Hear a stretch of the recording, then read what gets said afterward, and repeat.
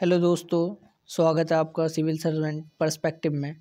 मैं आज आपके लिए लेकर आया हूँ कुछ प्रीवियस ईयर क्वेश्चंस, जिसमें हम ईडीएम और फ्रेजेस के प्रीवियस ईयर क्वेश्चंस को पढ़ेंगे। पहले हमने वन वर्ड सब्स्टिट्यूशन पढ़े थे, उम्मीद करता हूँ आपने अच्छे से याद किए होंगे। तो ये जो मोस्ट एक्सपेक्टेड हैं CHSL 2024 के लिए, मैं वो आपके लिए एक स्पेशल PDF तैयार करके लाया हूँ। तो शुरू करते हैं। पहला है लीन पैच। तो हमें इसमें देखना पड़ेगा लीन का मतलब क्या है और पैच का मतलब क्या है। पहले हम यहाँ से देखते हैं, फिर इसको पहले हिंदी में देखते हैं। 114 में आएगा, यानी कि लीन पैच का मतलब होता है खराब दौर। तो खराब दौर हो गया लीन पैच। तो इसमें देखते हैं ऑप्शन में a period of poor performance, यानी कि खराब दौर, यही आ गया। पहला ही आंसर हमारा है इसमें। फ्रेंडशिप दैट हैज़ एंडेड, तो ये नहीं आएगा। A part of hair that is thin, ये भी नहीं आएगा। Cloth that is begin to tear, ये भी नहीं आएगा। नंबर 2 है हैंग ऑन एवरी वर्ड, यानी कि हर एक शब्द पर अटक जाना। इसको हिंदी में पढ़ेंगे तो ऐसे बन रहा है, यानी कि हैंग ऑन एवरी वन, अटक किस पे? जिस पे हम ध्यान से सुनेंगे तो वहीं तो अटकेंगे भाई, जो हमें ध्यान से देख। तो लिसन वेरी केयरफुली, बहुत ध्यान से सुनना। इसका आंसर ए हो जाएगा सही। अब आएगा ऑफ एंड ऑन, तो इसका आंसर होगा ऑफ एंड ऑन का मतलब यहाँ पे क्या हो गया? ऑफ एंड ऑन का मतलब हो गया कभी कभार, यानी कि कभी कभार। तो sometime but not regularly. Answer number C will be the correct answer of your question number 3। So अब आता है क्वेश्चन नंबर 4, जिसका at a stone's throw, at a stone's throw. तो इसका मतलब क्या होगा? बहुत नज़दीक, बहुत नज़दीक। Beat someone with a stone, हो ही नहीं सकता भाई। लाइक थ्रोइंग अ स्टोन, मतलब पत्थर फेंकना, ये भी नहीं होगा।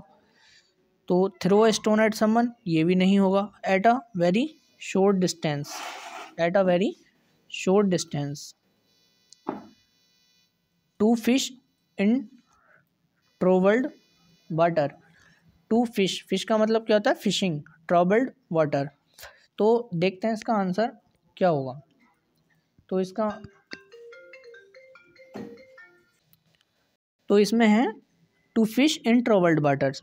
तो यानी कि ऐसे तो पूछेगा नहीं, सीधा सीधा जो दिया है भाई वही पूछ ले, ऐसे नहीं पूछेगा। जैसे to catch fish in the stormy weather in the sea, तो ऐसे नहीं पूछता है कभी भी। तो ये क्या हो जाएगा हमारा?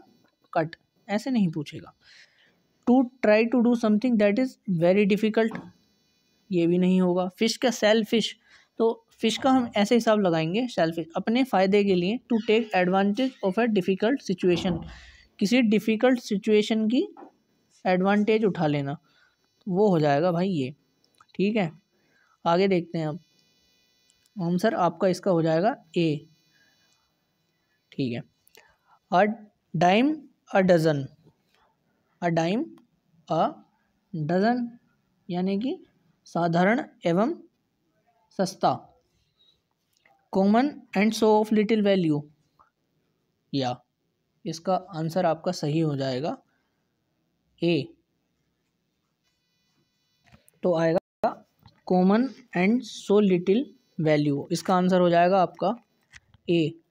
इसके बाद पढ़ते हैं अ रेड लेटर डे, यानी कि अ मेमोरेबल डे, अ मेमोरेबल डे। ये CHSL 2020 में पूछा गया था, अ रेड लेटर डे। तो अगला क्वेश्चन देखते हैं। Living in a fools paradise, यानी कि किसी मूर्ख के शासन में रहना, इसे हम कह सकते हैं। मूर्ख कौन होगा? गलतफहमी वाला आदमी। तो इसे हम ऐसे अंदाज़ा लगाएंगे, कैसे अंदाज़ा लगाएंगे? To be a fooled by someone, यानी कि किसी के द्वारा बेवकूफ़ बनाया गया। अब ऐसे ही इसमें और भी ऑप्शंस इसमें एलिमिनेट हो जाएंगे।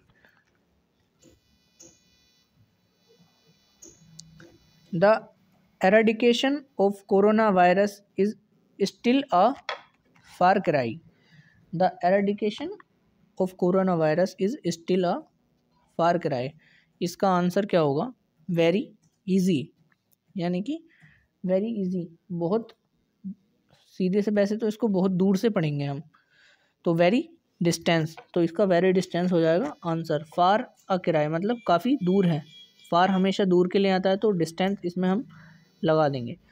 To put one's, to put one's foot in one's mouth, किसी का जूता किसी का पैर, इसका मतलब हो जाएगा भाई,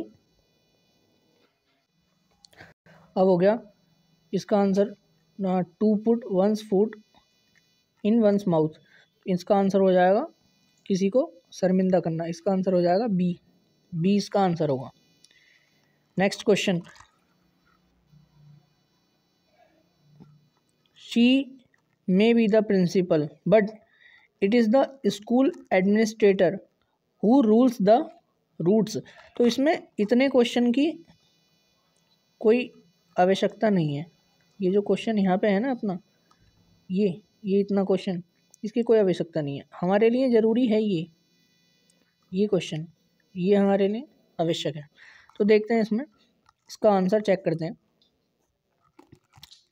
इन कंप्लीट कंट्रोल, यानी कि कंप्लीट कंट्रोल, तो इसका आंसर हो जाएगा यही जो आपका ऑप्शन नंबर ए है, इज इन कंप्लीट कंट्रोल। पूरी तरह से भाई कोई भी अध्यापक है, पूरी तरह से स्कूल एडमिनिस्ट्रेशन उसके कंट्रोल में रहेगा। ठीक है, नेक्स्ट क्वेश्चन चेक करते हैं।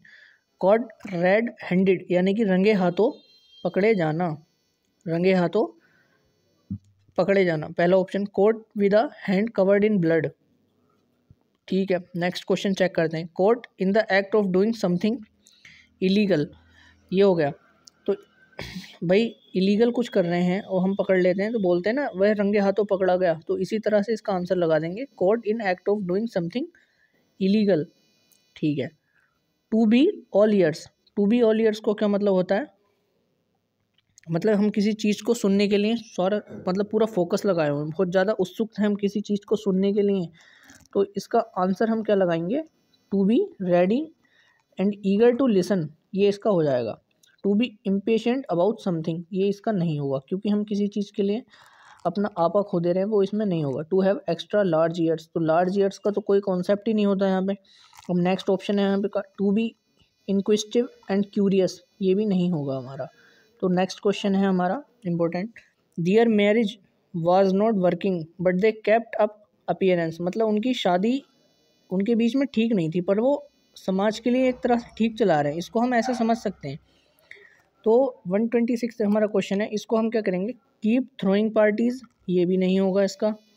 मेंटेन पीस एंड हारमोनी, ये सही होगा, और इसका आंसर हो जाएगा मेंटेन पीस एंड हारमोनी, ये भी नहीं। Maintain an experience of well being, यानी कि अच्छेपन का एक मेंटेन करके एक दिखावा करना, जिसका सीधा सा मतलब हो गया कुशलता और खुशी का दिखावा करना।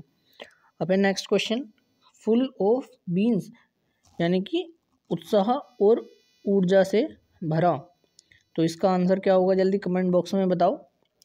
इसका आंसर होगा हैप्पी एंड एनर्जेटिक, हैप्पी मतलब खुश, एनर्जेटिक मतलब उत्साहित। Get out of hand, get out of hand, अगर आप इसका जनरल अगर हिंदी में इसको निकाल के पढ़ते हैं तो इसका मतलब बनेगा हाथ से बाहर चले जाना, लेकिन ऐसा कुछ नहीं होता है। ईडियम फ्रेजेस सिर्फ कंफ्यूज करने के लिए होते हैं, तो इसका आंसर बनेगा नियंत्रण से बाहर चले जाना। तो इसका आंसर आप लगाएंगे to become difficult to control, यानी कि कब्जे से बाहर चले जाना, यानी कि हमारे कंट्रोल से पूरी तरह से बाहर हो जाना। Method to one's madness, method to one's madness का मतलब क्या हो गया भाई, इसका मतलब हो गया अस्त व्यस्त में भी योजनाबद्ध होना, यानी कि सब कुछ बिखरा पड़ा है फिर भी एक प्लान्ड है, सब कुछ पूरी तरह से फिर भी उसके बावजूद भी प्लान्ड है। Always behaving like a mad person, तो क्या ये आंसर इसका होगा, जी हाँ बिल्कुल नहीं होगा, ठीक है। Seeing disorderly yet having a structure, ये इसका सही आंसर होगा। Not one's cup of tea, यानी कि ये ऐसे कहते हैं बहुत आसान ना होना, मतलब किसी मान लो वंस कप ऑफ टी, यानी कि किसी के इंटरेस्ट के अनुसार ना होना, ठीक है, किसी की रुचि या ज्ञान से परे, इसका ये सही वो बैठ जाएगा। तो not according to one's interest, ये CHSL 2020 में पूछा गया है, और ये CHSL 2020 में नहीं, पहले भी कई बार और पूछा जा चुका है। ये बहुत इम्पोर्टेंट क्वेश्चन है, ये बहुत इम्पोर्टेंट क्वेश्चन है। अब पढ़ते हैं टू क्रॉस वंस माइंड, यानी कि टू क्रॉस वंस माइंड, कोई बात दिमाग में आना। क्या हो गया इसका मतलब? कोई बात दिमाग में आना। टू थिंक ऑफ समथिंग, किसी के बारे में सोचना। Answer number C will be the right answer. ये CHSL 2020 में पूछा गया है और पहले भी कई बार पूछा जा चुका है। देखते हैं, Newton's work in the field of physics speaks volumes about the genius. तो मेन क्वेश्चन हमारा इतना है, मेन क्वेश्चन हमारा यही है जो पूछा गया है। तो इसका आंसर हो क्या, मतलब उनकी जो एक अहम भूमिका है, ग्रेटनेस को दिखा रहा है उनकी, तो ऑनर दे रहे हैं, तो conveys a great deal. Answer number A will be the right answer, इनमें से कोई नहीं होगा। Next answer, wash your dirty लाइनन in public. Wash your dirty लाइनन in public, यानी कि निजी बातों की खुलेआम चर्चा करना। आप लोग हैं कहीं पब्लिक में बता रहे हैं अपनी बातें, तो वो उस टाइप को ये दिखा रहा है। तो ये discuss private matters in front of others, discuss private matters in front of others,